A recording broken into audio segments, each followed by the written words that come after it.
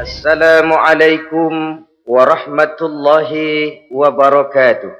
Waalaikumsalam warahmatullahi wabarakatuh.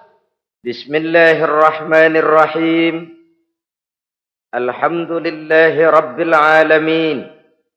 Wassalatu wassalamu ala ashrafil anbiya'i wal mursalin. Imamil muttaqin. Sayyidil ghurril muhajjalin. Sayyidina wa maulana Muhammadin wa ala alihi wa ashabihil mujahidin at-tahirin, amma ba'du. Saudara-saudara kaum muslimin rahimakumullah. Dalam kehidupan ini, pada satu sisi memang kita harus melaksanakan berbagai kegiatan amal ibadah. Tetapi pada sisi lain, kita juga harus menjaga jangan sampai amal ibadah yang sudah kita kerjakan itu dihancurkan oleh sikap kita sendiri. Bahwa kita sudah sholat, alhamdulillah.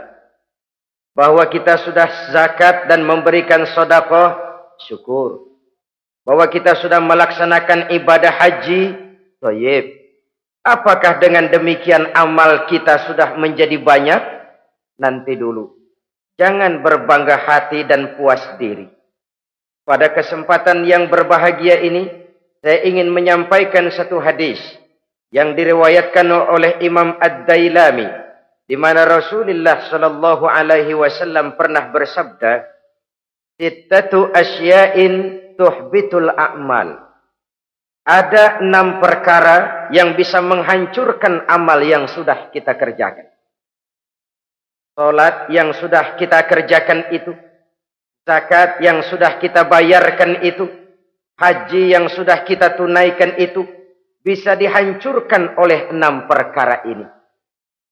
Nanti di akhirat, pada saat setiap orang menunggu pahala dari ganjaran amal yang ia kerjakan di dunia ini, kita menanti dan menanti, ya Rabb, mana amal kebaikan saya? Mana pahala kebajikan yang saya lakukan? Hasilnya tidak ada. Amal yang kita kerjakan dihancurkan oleh sifat-sifat yang akan kita kemukakan pada pertemuan kali ini.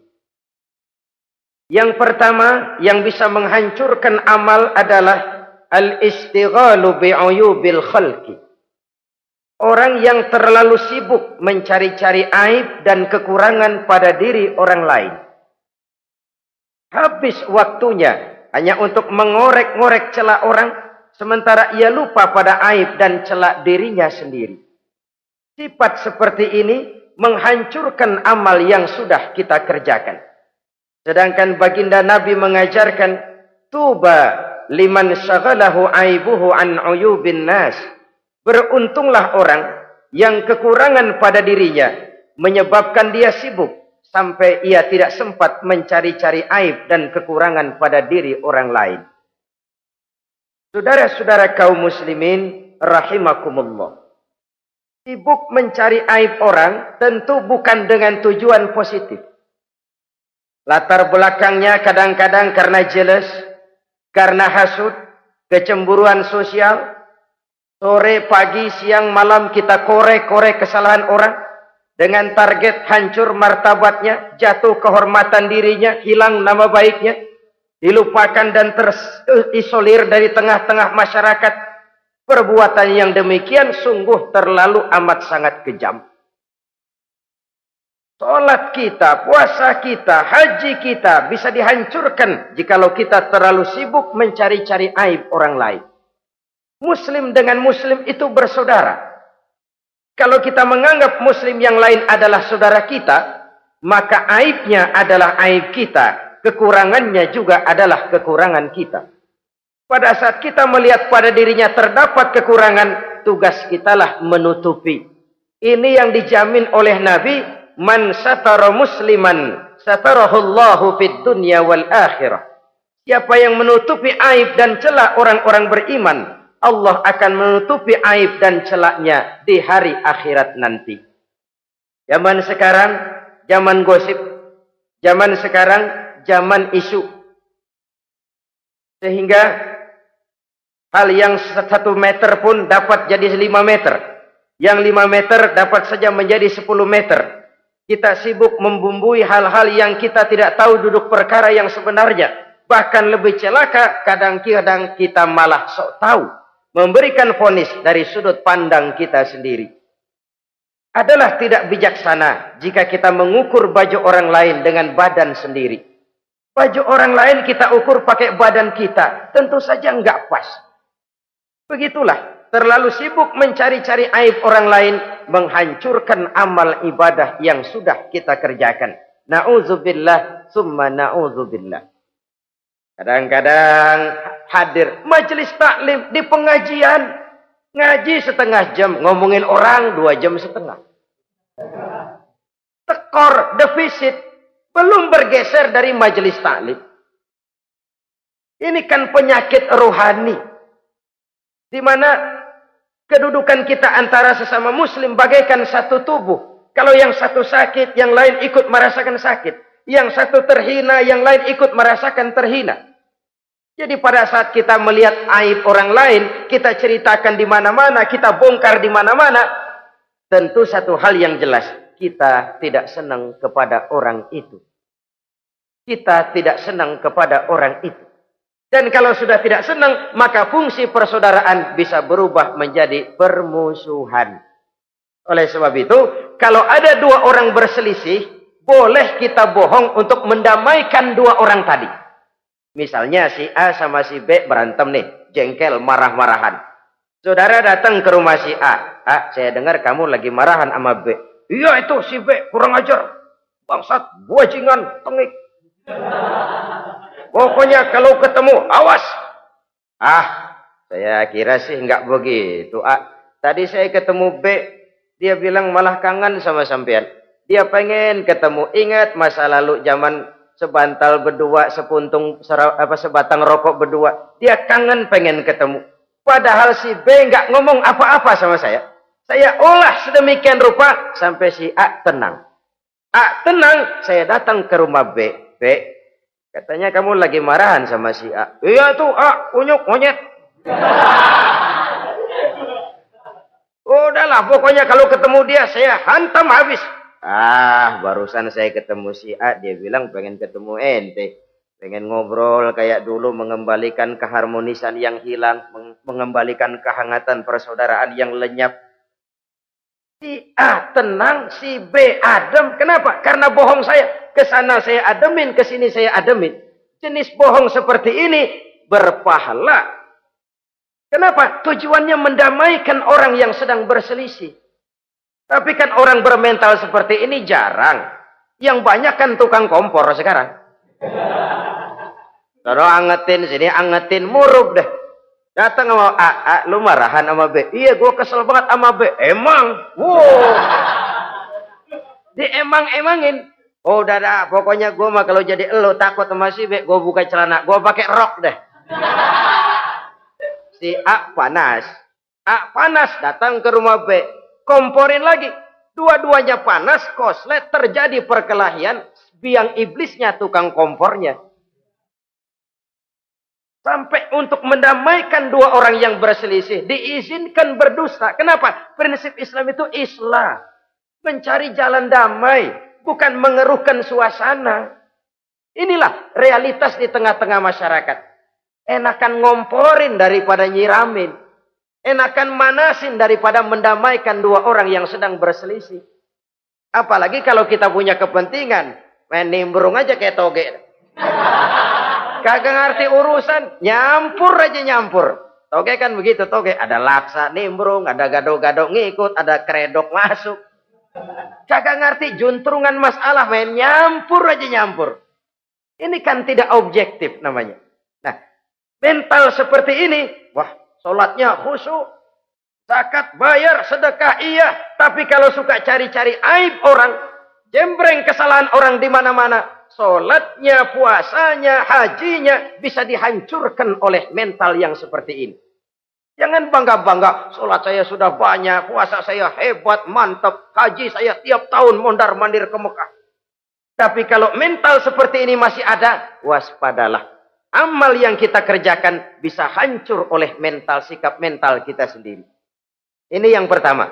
Yang bisa menghancurkan amal terlalu sibuk mencari-cari aib orang lain.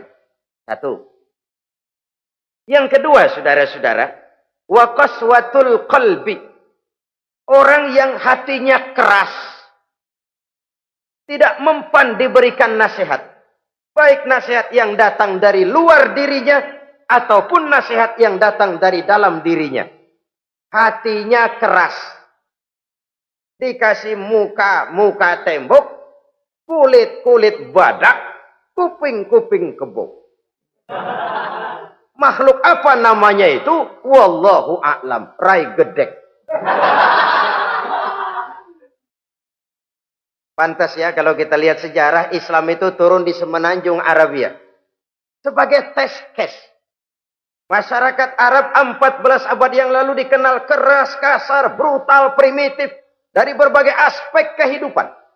Standar, kalau di tengah masyarakat yang begitu keras Islam berhasil, masyarakat lain lebih mudah masuk. Kalau Rasulullah diutus di Cianjur, lalu dakwahnya sukses, saya nggak kagum. Paling-paling datang Nabi ke Cianjur disambut dengan ramah. Enggak, Rasul. Ayo nama kumaha Rasul wae, ayo nama itu. Pasti aman, damai, tidak ada cerita perang. Tapi Masya Allah, turun di tengah satu struktur sosial yang keras, kasar, primitif. Menghadapi orang yang hatinya keras seperti ini. Apa prinsip kebijaksanaan yang dilaksanakan oleh Rasul dalam menerapkan syariat Islam? Pertama, at-tadrij fit tasyri'. Dalam melaksanakan syariat, prosesnya melalui tahapan. Contoh. Jahiliyah dulu itu paling senang sama mabuk. Geng. Binteler. Oh, jahiliyah itu kalau sudah mabuk nggak cuman minum, mandi pakai arak. Subhanallah. Mandi pakai arak. Menghadapi masyarakat yang seperti ini, apa strategi syariat Islam? Mula-mula ayat yang turun.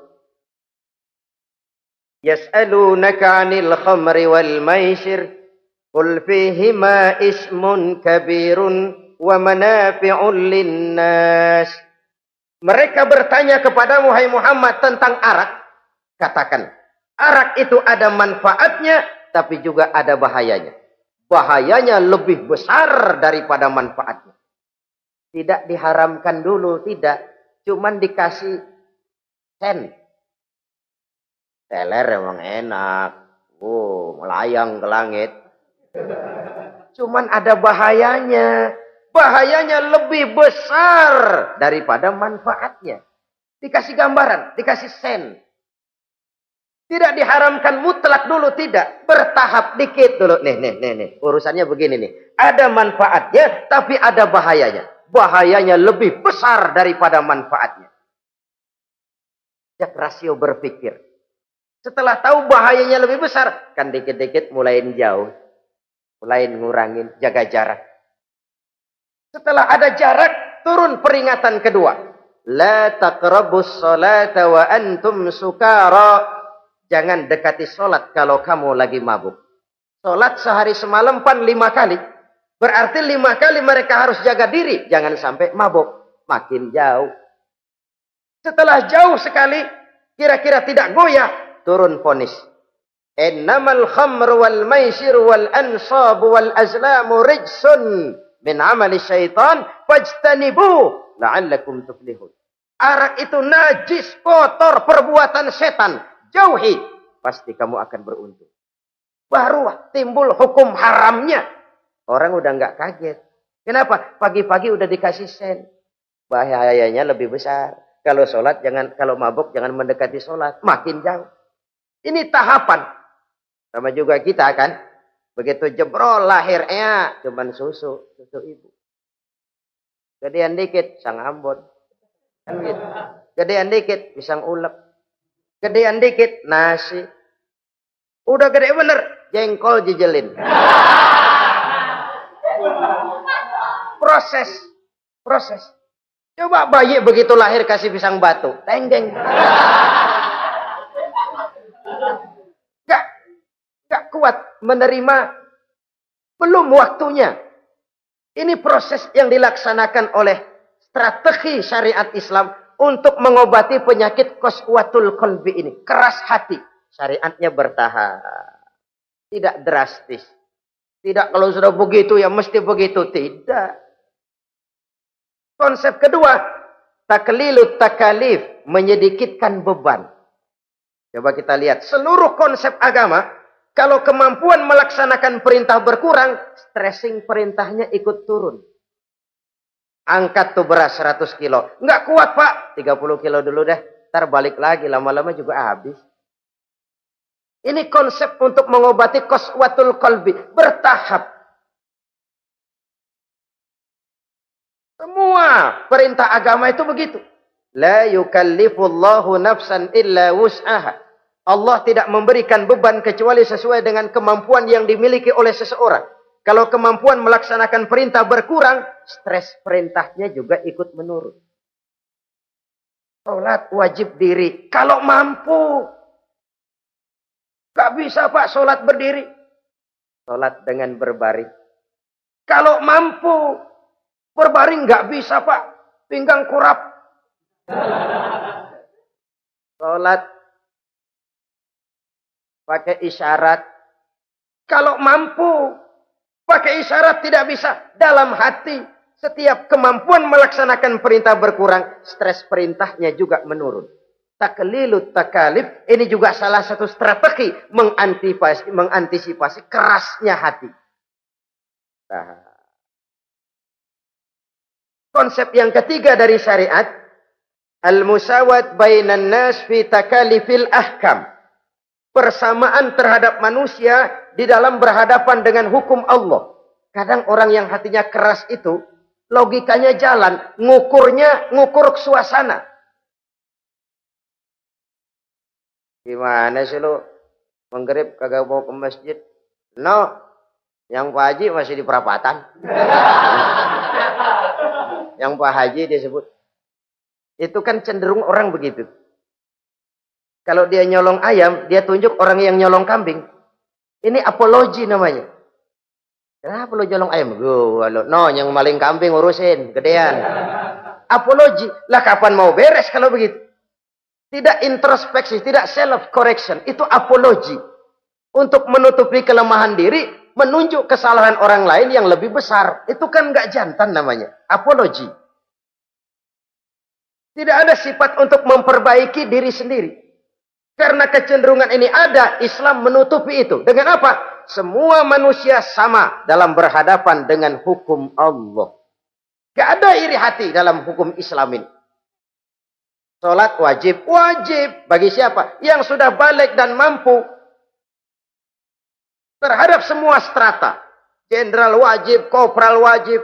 Apalagi hansip.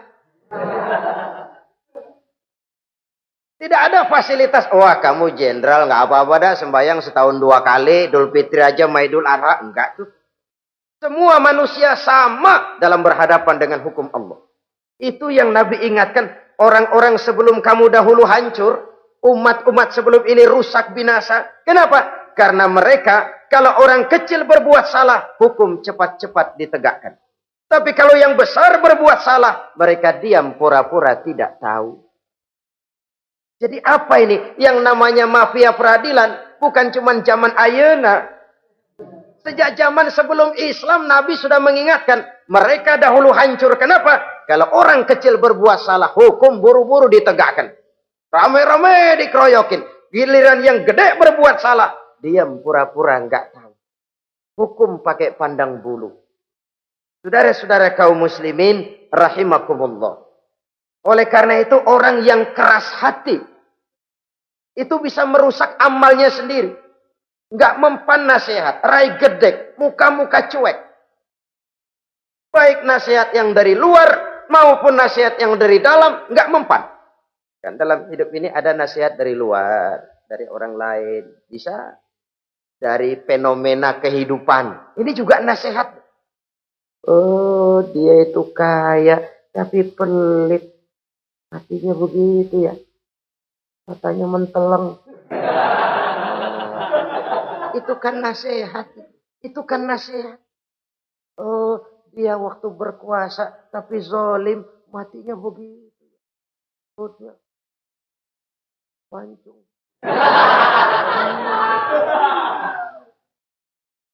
Fenomena kehidupan yang kita lihat, yang kita dengar, yang kita saksikan, itu semuanya bisa nasihat. Unzuru kaifa kana akibatul mukadzibin. Lihat kehidupan ini. Dunia ini kan sebuah sekolahan besar. Semua yang kita lihat, kita saksikan, kita pelajari, bisa jadi contoh buat kita. Orang yang bijak, yang bisa mengambil hikmah dari manapun datangnya. Baik dari yang baik, maupun dari yang tidak baik. Saudara-saudara kaum muslimin, rahimakumullah. Nasihat yang datang dari luar. Dari orang atau dari fenomena kehidupan. Atau nasihat yang tumbuh dari dalam diri sendiri. Perubahan organisme tubuh. Itu kan nasihat. Ya Allah. Sekarang cantik jelita. Iya, sedang sweet 17-an. Rambutnya hitam, ikal berderai. Iya, semua memuji. Alisnya katanya laksana semut beriring. Dagunya bak pauh dilayang. Kalau dia senyum, semua orang terpesona. Sekarang 50 tahun yang akan datang, coba senyum, kabur orang. Fenomena kehidupan. Apa yang tidak berakhir? Kenapa harus keras hati? Kita kata kita berkuasa, berapa hari kita punya jabatan? Kita kata kita kaya, berapa banyak harta kita? Kita kata kita alim, kita tahu. Apa yang kita tahu dari semesta jagat raya ini? Lalu apa yang tidak berakhir? Korun yang katanya kaya, mati itu. Fir'aun yang katanya gagah, mati. Napoleon Bonaparte, the Lion of Europe, singa daratan Eropa, mati. Saking matinya, mati.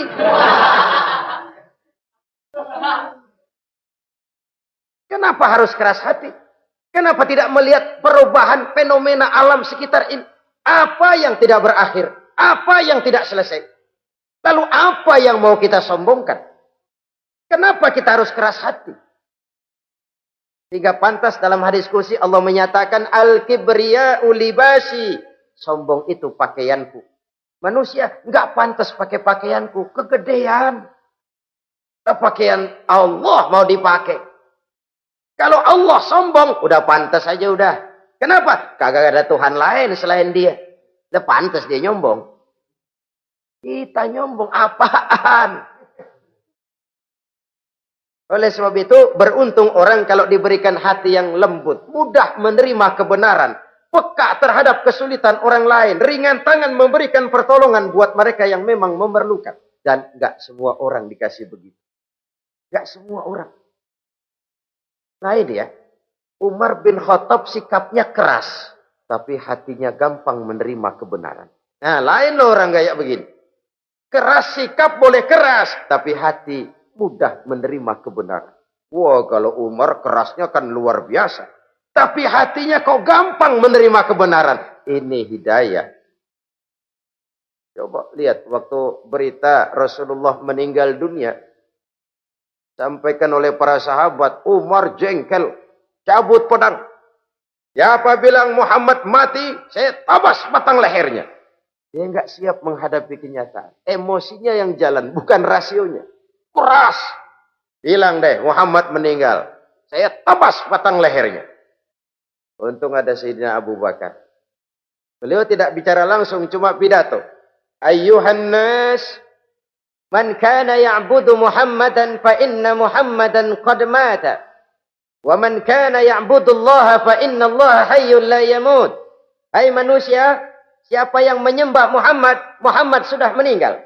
Tapi siapa yang menyembah Allah, Allah maha hidup dan tidak akan pernah mati buat selama-lamanya. Sayyidina Umar tersentak. Subhanallah, saya salah. Bagaimanapun Muhammad hanya seorang manusia. saya cinta dia, saya suka dia, nyawa saya pertaruhkan untuk dia. Tapi dia manusia dan saya tidak menyembah Muhammad. Ia sadar akan kekeliruannya, berlinang air matanya. Keras sikapnya, tapi lembut hatinya. Nah, yang kayak begini, bagus. Ini udah sikap keras, hati keras, yaitu tadi. Muka tembok, kulit badak, kuping kebo. Diapain aja udah nggak mempan aja udah. Susah yang kayak begini. Saudara-saudara, ma'asyiral muslimin rahimakumullah. Jadi yang kedua yang bisa menghancurkan amal kita, orang yang hatinya keras. Wah. Yang ketiga sekarang, yang bisa menghancurkan amal kita itu wa hubbud dunya. Orang yang terlalu cinta kepada dunia. Ini pakai kalimat terlalu ya. Kalau sekadar cinta kepada dunia, why not? Kita cinta anak dan istri, wajar. Kita cinta harta benda, tentu. Kita cinta sanak famili dan seluruh handai tolan, memang. Kita juga cinta kepada bangsa dan tanah air. Itu bagian dari iman, persilahkan. Yang tidak boleh itu kalau sudah pakai kalimat terlalu.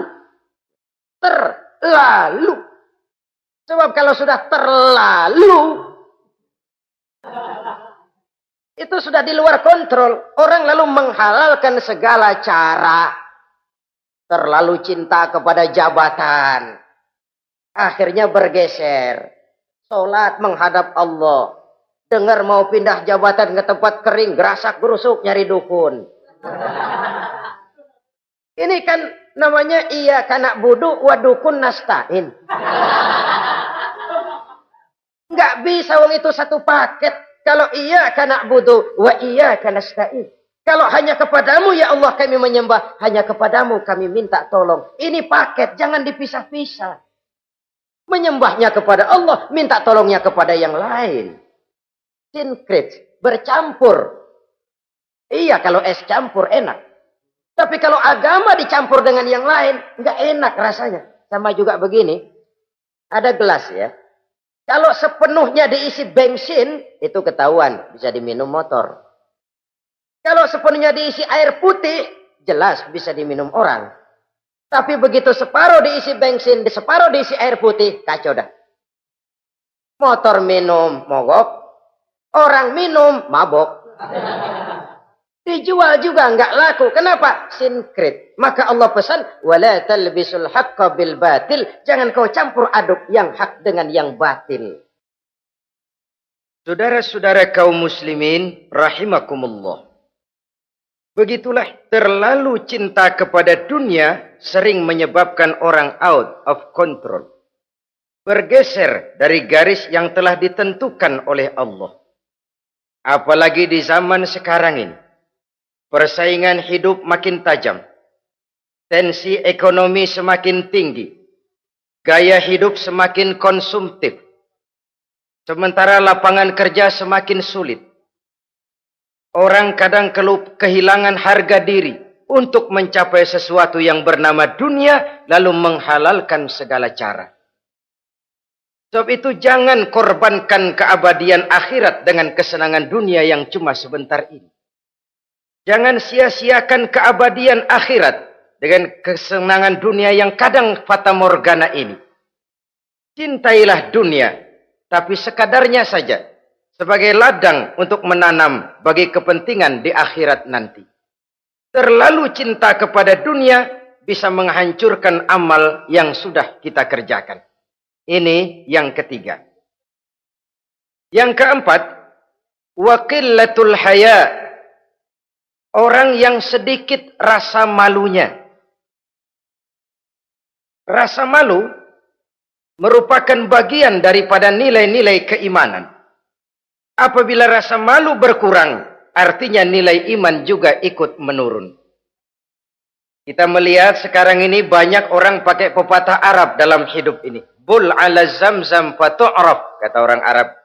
Kalau kepengen terkenal, kencingi sumur Zamzam. Itu bakal ngetop ke seluruh dunia. Sumur Zamzam dikencingin. Itu akan terkenal ke seluruh dunia. Terkenal apanya? Terkenal gilanya. Jadi apa maksud pepatah ini? Kalau pengen cepat terkenal, bikin yang aneh-aneh. Yang orang lain nggak kerjain, kerjain.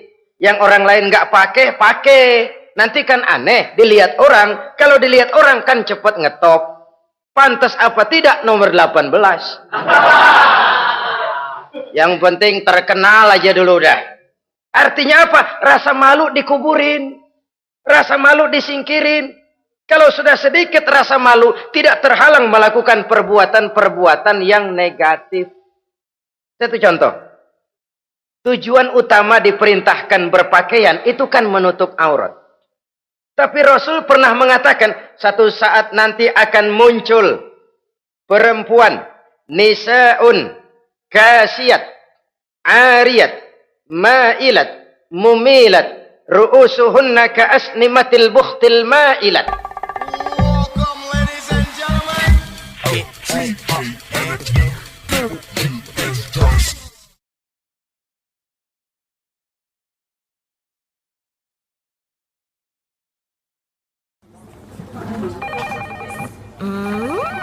What is it? Ooh, a new chocolate product by the Integral CJ's Management. What chocolate? No, my girl. It's a new CJ's brand. Kepalanya ditata begitu rupa persis kayak punggung onta. Itu rambut lagu apa tahu deh. Ini kan fenomena berpakaian tapi telanjang. Kenapa? Yang dikejar mode, yang dikejar merek. Kiblatnya Paris, London, Roma. Imamnya siapa? Pierre Cardin, Christian Dior, Escada, Etienne Egner. Merek yang dikejar, mode yang dikejar, aurat pontang-panting. Ditambah oleh tayangan-tayangan berbagai iklan yang merangsang anak-anak kita untuk hidup konsumtif. Iyo. Cocok iya jeng urang ya. Terangsang dia untuk konsumtif. Dihadapkan kepada kenyataan. Suasana ekonomi enggak menunjang. Orang tua lemah ekonominya. Dia lihat sekelilingnya, ternyata yang lain juga begitu. Banyak teman senasib, kumpul. Disingkirkan rasa malu. Akhirnya tukang bajai ditodong. Qillatul haya, sedikit rasa malu. Kalau sedikit rasa malu, dia tidak terhalang lagi melakukan perbuatan-perbuatan yang negatif. Dan itu berarti menghancurkan amal-amal yang lain. Sebab itu budaya malu ini sangat penting. Coba kalau dia hinggap di hati seorang pejabat. Pejabat yang punya rasa malu, Masya Allah, membawa manfaat yang besar buat rakyatnya. Contoh saja ya, di Jepang itu ada Perdana Menteri Hosokawa, saudara-saudara dengar. Baru 8 bulan jadi Perdana Menteri. Dia dijuluki Mr. Clean, Mr. Bersih. Diisukan terlibat skandal, cuma 4-6 miliar rupiah. Itu pun buat kampanye kemenangan partainya. Diisukan begitu rupa, malu Hosokawa. Malu, mengundurkan diri. Baru 8 bulan jadi Perdana Menteri. Mundur, malu. Padahal Hosokawa nggak kenal ketuhanan yang Maha Esa. Nggak kenal. Tapi budaya malunya luar biasa. Nah kalau sudah pejabat nggak punya malu. Habis. Kan sekarang umpamanya nih. Ada impres desa tertinggal. Disunatin. Sampai marah betul itu Bapak. Para pimpinan negara kita itu. Tidak ada maaf bagi pejabat yang nyunatin IDT. Kenapa? Kan tipis rasa malu. Turun dari atas sunatin. Turun ke bawah sunatin. Turun ke bawah sunatin lagi. Nyampe bawah tetelan doang dikit banget. Kebanyakan tukang sunat. Saudara-saudara. Budaya malu yang nipis. Orang kaya kalau punya budaya malu. Bawa rahmat bagi lingkungannya. Ulama kalau punya rasa malu.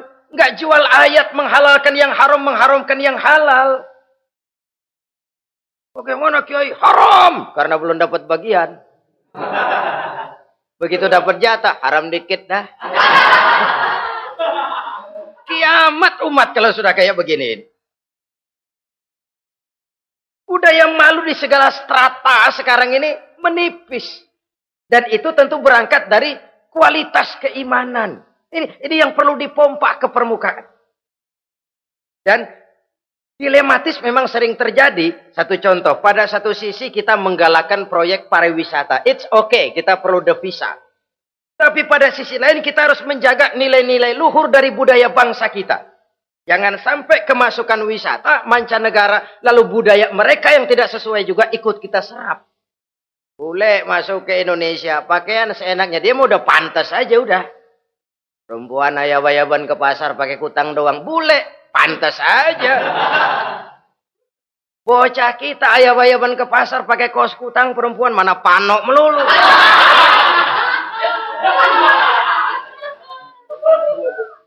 Menipisnya budaya malu. Ada standar. Bahwa mode, hal kedua. Merek apalagi. Yang pertama itu menutup aurat. Dari sisi berpakaian saja. Kalau anak-anak kita diracuni oleh yang namanya mode, diracuni oleh yang namanya merek, dia akan terbuai hidup dalam alam kepalsuan. Sekarang ini hidung pesek bisa dibikin mancung. Kulit keriput jadi kenceng. Operasi plastik. Pada sisi lain pengaruh duit juga luar biasa. Di aki-aki keriput kalau habis gusuran kenceng lagi. Pasaran keras lagi. Oleh sebab itu budaya malu ini perlu kita kembangkan. Supaya di semua strata sosial memiliki budaya yang namanya malu. Sederhana memang, tapi tidak semudah mengucapkannya. Sampai-sampai dijadikan taruhan al-haya'u minal iman. Rasa malu itu bagian daripada iman. Dan malu yang tertinggi, kalau sudah punya malu kepada Allah, itu puncak. Puncaknya di situ. Kalau cuma malu sama mertua, ngaling aja dikit, dia kagak tahu deh. Kalau cuma malu kepada petugas keamanan, terlalu banyak tempat yang mereka nggak lihat. Tapi kalau sudah budaya malu kepada Allah, tidak sejengkal tanah pun terhalang dari pengetahuan Allah. Ini nantinya juga punya pengaruh sosial. Sosial kontrol sekarang juga sudah renggang. Dulu kalau ada hal yang dianggap aib, satu kampung tahu. Malunya selebar awak. Sekarang budaya hidup sudah individualis. Tetangga mau apa kayak cuek aja udah. Akhirnya orang anteng. Lah nggak apa-apa ini dah, tenang aja dah, besok begitu aja lagi. Sosial kontrol juga sudah agak renggang sekarang ini. Kalau dulu orang punya rasa sosial kontrol yang begitu dekat. Oleh sebab itu, budaya malu merupakan bagian daripada iman. Orang yang sedikit rasa malunya bisa lepas kontrol. Kalau dia sudah lepas kontrol, dia bisa melakukan hal-hal yang merusak amal perbuatannya sendiri. Oleh karena itu, pada pertemuan kali ini, saya juga mengajak, mari kita tumbuh kembangkan budaya malu ini. Saudara-saudara kaum muslimin, rahimakumullah. Yang kelima, yang bisa menghancurkan amal kita, watulul amal. Orang yang terlalu panjang angan-angannya. Hidup dalam bayangan. Kakinya tercabut dari alam realitas. Mengharap burung terbang tinggi, tapi punai di tangan cepat-cepat dilepas. Akhirnya burung di tangan terlepas, punai juga tidak datang. Terlalu panjang angan-angan. Hidup cuma nunggu keajaiban. Yang diwiridin jikalau. Orang sudah kemana-mana dia masih anteng. Jikalau andai kata umpama misalnya. Islam bukan agama orang pemalas yang selesai sholat lalu berpangku tangan. Ada orang yang cuma sujud saja rezekinya mengalir. Ada. Ada orang yang cuma munajat di keheningan malam. Rezekinya mengucur. Ada. Tapi kan bukan kelas kita. Itu kelas antara dia dengan Allah, tidak ada jarak lagi. Orang-orang yang batinnya bersih. Doanya didengar. Permohonannya dikabulkan. Permintaannya cash. Kalau kita bisa bayang cuma nadah doang, nggak mau usaha, paling banter orang undang tahlil kita. Sebesek campur geretan udah. Kita ini tahap yang bekerja, berusaha, berdoa, tawakal. Pernah dalam satu sholat Jumat Rasulullah di masjid, ada seorang sahabat Badui datang dari pedalaman mau sholat Jumat, turun dari onta cepat-cepat masuk ke masjid. Ditegur oleh Rasul, ontamu sudah kamu ikat? Belum ya Rasul. Kenapa? Saya tawakal kepada Allah. Marah Rasul. Keluar, ikat ontamu. Masuk lagi ke masjid, baru tawakal. Sederhana sekali, tapi inilah gambaran kehidupan. Ikat ontamu baik-baik, baru tawakal. Kalau nggak diikat, udah tawakal, terus hilang, tawakalnya salah.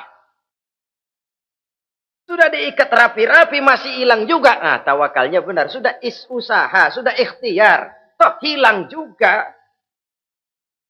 Gambarannya sederhana. Ikat ontamu baik-baik, lalu masuk ke masjid, barulah engkau bertawakal.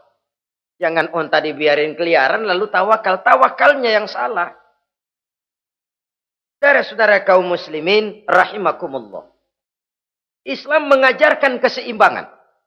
Kita wajib berusaha, tapi tidak wajib untuk berhasil. Hasil itu hak prerogatifnya Allah. Berusahalah sebagaimana harusnya di satu sisi, tapi minta tolonglah kepada Allah di sisi lain. Ada keseimbangan. Orang yang terlalu panjang angan-angannya biasanya malas bekerja. Terangsang ngejar kerjaan yang gede, yang kecil kagak dikerjain. Akhirnya yang kecil lewat, yang gede kagak datang.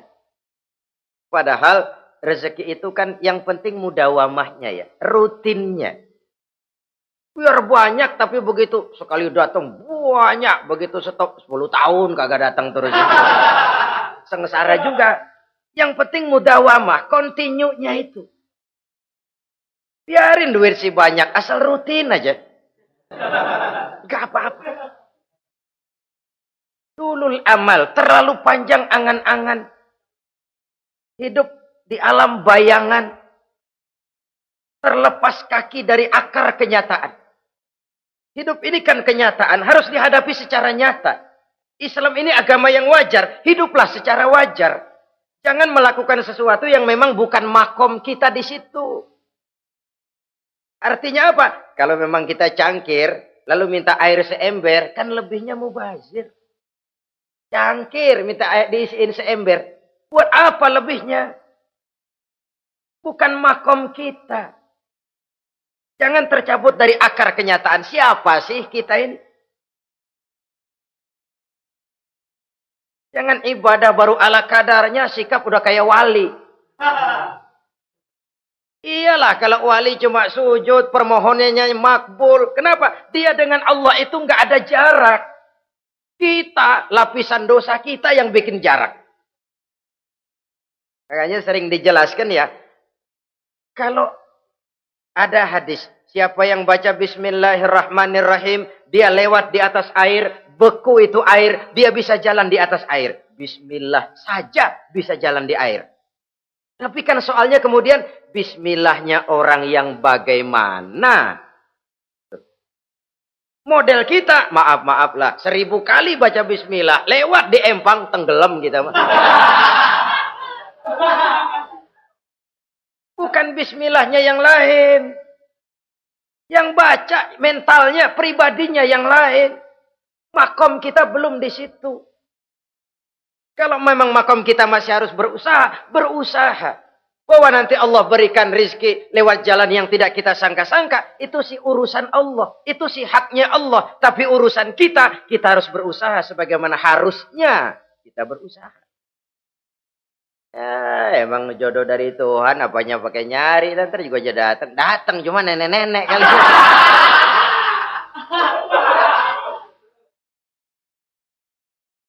Bekerja, berusaha. Jangan terlalu panjang angan-angan. Hiduplah secara nyata, apa adanya, yang wajar-wajar saja. Tinggal di gubuk reot, hidup pakai gaya jet set. Ngagul dah. Sama merek mobil kenal banget, mobil orang-orang. Udah bukan main kalau ngomong deh. Di atas awan hidupnya. Di atas awan. Ngomong kagak ada yang kecil. Gak pakai juta udah. Miliar. Triliun. Ngerokok tetap aja ngombe. Silahkan mengharap burung terbang tinggi. Tapi punai di tangan jangan dilepas. Realitas apa? Idealisme boleh terbang setinggi langit. Tapi kaki tetap berpijak di alam realitas. Ayo kita ngambil contoh dari Rasulullah Sallallahu Alaihi Wasallam. Rasulullah itu kan dikasih mukjizat, fasilitas, tapi nggak ngandelin. Buktinya apa? Nabi hijrah ke Madinah. Itu kan manusia. Posisi kita terjepit. Ayo hijrah, berangkat. Gak ngandelin Tuhan. Pojokin nih, dikepung. Kirim dah apaan kayak biar pada mampus nih orang ini. Enggak tuh. Enggak. Walaupun beliau punya mukjizat. Tapi enggak ngandeli. Kenapa kita enggak lihat itu? Perang Uhud kalah. Berlumur darah dari kakinya yang mulia itu. Kalau ngandelin mukjizat, apa pantas Nabi kakinya sampai berdarah? Apa pantas sampai kalah? Kenapa enggak rekes, simsalabim, hancur musuh? Tidak, beliau tidak tercabut dari akar kenyataan. Beliau manusia, hidup dan berjuang secara manusiawi. Perkara Allah mau kirimkan mukjizat, itu haknya Allah. Waktu di Taif, saudara masih ingat. Dilontari dengan batu, menghindar ke kebun anggur. Turun malaikat Jibril, Muhammad, innallaha amaroni an uti'ak. Allah perintahkan saya datang menemuimu di sini untuk mendengar komandomu. Sekarang apa mau kamu?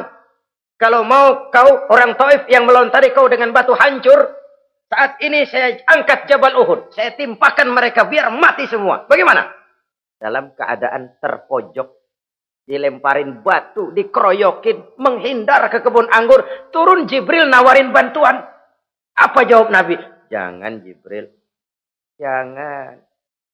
Saya diutus bukan buat ngancurin orang. Saya ini rahmah bagi alam. Tapi kamu disambitin. Biarin. Saya berjuang jangka panjang Jibril. Kalau sekarang mereka ingkar. Barangkali nanti anak-anaknya mau beriman. Saya tungguin anak. Kalau anaknya kafir lagi Muhammad. Cucunya. Oh susah Muhammad, susah. Kenapa? Bagaimana bapak, begitu anak.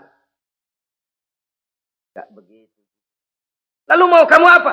Saya mendoakan mereka. Allahumma hdi qaumi fa innahum la ya'lamun. Ya Allah, berikan hidayah kepada mereka yang nyambitin saya. Karena mereka enggak tahu. Disambitin, berdarah, yang nyambitin didoakan. Pada satu sisi ini menunjukkan tingginya akhlak Nabi. Pada sisi lain ini menunjukkan Nabi juga mengatur strategi secara manusia. Tidak simsalabim. Tidak tercabut dari akar kenyataan. Padahal kita kalau lagi kepepet, ada yang nolongin, kan demen banget. Kali mah kalau kita yang jadi Nabi tuh. Disambitin orang, turun Jibril. Bagaimana hancurin? Sikat Jibril dah. Habisin aja, habisin. Hijrah ini usaha ikhtiar manusiawi. Perang kalah manusiawi. Putra tercinta wafat, berlinang air mata, manusiawi. Sakit, manusiawi. Padahal punya mukjizat. Tapi nggak ngandelin. Semua nabi juga gitu. Nabi Musa dikasih tongkat. Tapi berapa kali tuh tongkat dipakai? Waktu ngelawan tukang sihir. Waktu nyebrang di Lautan Merah. Itu aja. Selebihnya Nabi Musa berjuang secara manusia, berusaha. Gak mentang-mentang punya mukjizat tongkat. Tiap dapat kesulitan, awas tongkat.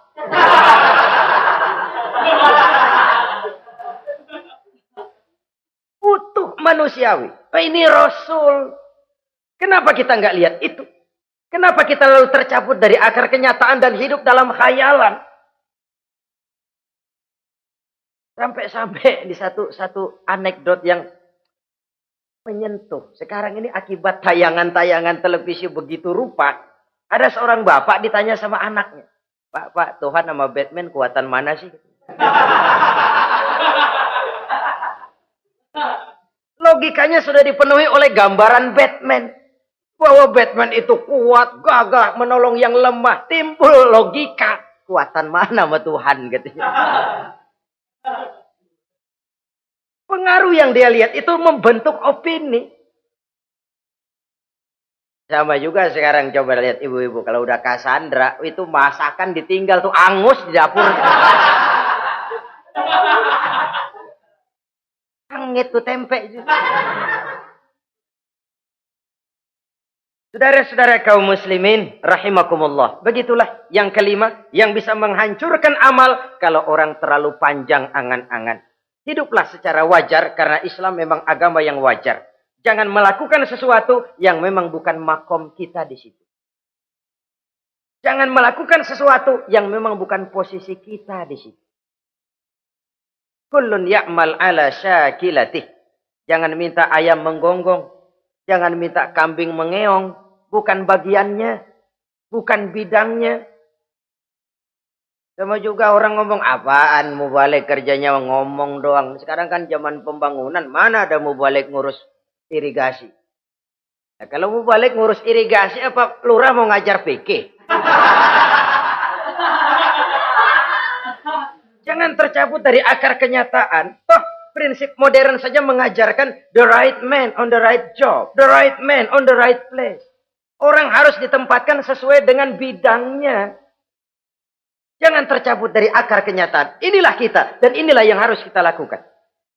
Hidup ini kenyataan, hadapilah secara nyata. Perkara Allah mau membuat yang lain, itu hak prerogatif Allah, bukan urusan kita. Yang terakhir saudara, yang keenam yang bisa menghancurkan amal kita, wa zalimun la yantahi. Perbuatan zalim yang tidak sanggup dihentikan. Zalim kepada Allah, zalim kepada makhluk, atau zalim kepada diri sendiri. Ada orang zalim kepada Allah. Begini banyak nikmat yang diberikan Allah. Nggak sanggup dah kita ngitungnya. Dari bangun tidur sampai tidur lagi nikmat nggak pernah berhenti itu. Bahkan kita tidur sendiri. Sadar nggak kita waktu tidur nggak berdaya? Coba ketika kita ngorok pulas, andai kata kecoa 16 masuk ke kuping kita. Siapa yang mau jagain? Siapa yang mau jagain? Nikmat. Belum pernah nikmat Allah berhenti. Begini banyak nikmat yang diberikan. Dan Allah cuma minta satu. Syukuri nikmat itu. Kalau kamu syukuri, aku tambah. Kalau kamu ingkar, asal tahu saja azabku itu pedih, kata Allah. Orang yang zalim kepada Allah. Orang yang tiap hari memakan nikmat Allah. Tapi enggak pernah mensyukurinya. Akaltum ni'mata rabbikum walam tashkurulah. Kamu makan nikmat Tuhanmu. Tapi enggak pernah kamu bersyukur kepadanya. Itu zalim kepada Allah. Wah, dalam hidup ini kan kita dikasih waktu 24 jam sehari semalam. Sehari semalam, 24 jam. 24 jam itu Allah kan nggak minta semua. 5 waktu saja kau lapor kepadaku. Sholat. Sholat kalau bagus, 10 menit kan. Taruh dah tuh sholat bagus. Kilat, 5 menit dah. Kilat khusus 2 menit. Cepet dia nggak pakai perangko. Taruhlah yang menengah kita ambil 5 menit. Kalau 5 waktu 5 kali 25, 5 kali 5 berarti 25 menit untuk lapor. Hei manusia, aku kasih kau hidup 24 jam. 25 menit kau lapor. Banyak yang berat. Padahal sisanya masih 23 jam 35 menit. Buah gambaran ini. Zalim kepada Allah. Padahal zalim kepada Allah yang rugi bukan Allah. Se-ASEAN tidak ada yang sujud. Apa Allah tekor? Apa Allah lalu berhenti jadi Tuhan? Apa Allah lalu jadi lemah? Tidak. Zalim kepada Allah artinya juga zalim kepada diri sendiri. Lalu zalim kepada sesama makhluk. Kadang tidak kita sengaja. Karena itu dalam Islam tidak ada kebebasan mandiri. Ya contohnya ya, kita beli radio. Kita setel di rumah kita sekeras-kerasnya. Terus dalam hati nih, radio gue. Beli gue, pakai duit gue. Gue setel di rumah gue. Sekeras-kerasnya, urusan apa sama orang? Kata kita. Tetangga kita kan boleh juga ngomong begitu. Mata gue. Yang ngantuk gue. Gue tidur di kamar gue. Ngapa suara radio lu masuk kemari? Ini kebebasan saya nyetel radio dibatasi oleh kebebasan tetangga saya yang mau tidur. Kalau saya perturutkan nafsu saya sudah zalim kepada dia. Zalim kepada orang lain. Dan yang banyak tidak kita sadari, zalim kepada diri sendiri. Membiarkan diri hanyut dalam munkarat dan tanpa ada usaha untuk menghentikannya. Tidak ada orang yang bisa mencelakakan diri kita terus-menerus kalau bukan diri kita sendiri. Tidak ada yang bisa menyelamatkan diri kita kalau bukan kemauan kita yang tinggi untuk menyelamatkannya. Allah sudah ciptakan kita dalam bentuk yang paling mulia. Fi ahsani taqwim. Dari sekian banyak makhluk yang diciptakan Allah, tidak ada yang sekomplit, seindah, secantik manusia. Ini harus dijaga. Jangan posisi yang sudah tinggi ini kita rendahkan sendiri. Fi ahsani taqwim posisi kita. Tapi kita rendahkan. Kita kembali asfala safilin. Posisi yang paling rendah. Kita zalimi diri kita sendiri. Karena itu, zalim kepada Allah, zalim kepada orang lain, zalim kepada diri sendiri, akarnya sama, mendatangkan kerugian. Dan bisa merusak amal yang sudah kita kerjakan. Oleh karena itu, mari sama-sama kita berusaha. Pada satu sisi kita melaksanakan amal ibadah sebagaimana yang seharusnya, tapi pada sisi lain kita menjaga nilai-nilai ibadah. Jangan sampai hancur oleh perbuatan kita sendiri. Sekianlah jumpa kita kali ini. Insya Allah kita lanjutkan di lain kesempatan. Terima kasih atas segala perhatian. Mohon maaf atas segala kekurangan. Usikum wa nafsi bitaqwallah. Wassalamualaikum warahmatullahi wabarakatuh.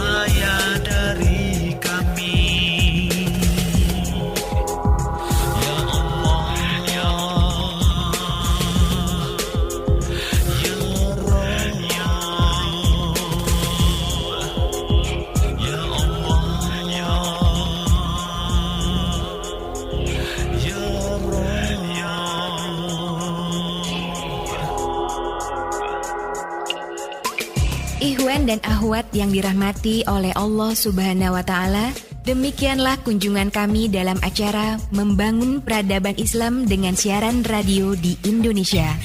Syukur Alhamdulillah atas nikmat Islam dan indahnya persaudaraan yang Allah karuniakan kepada kita semua.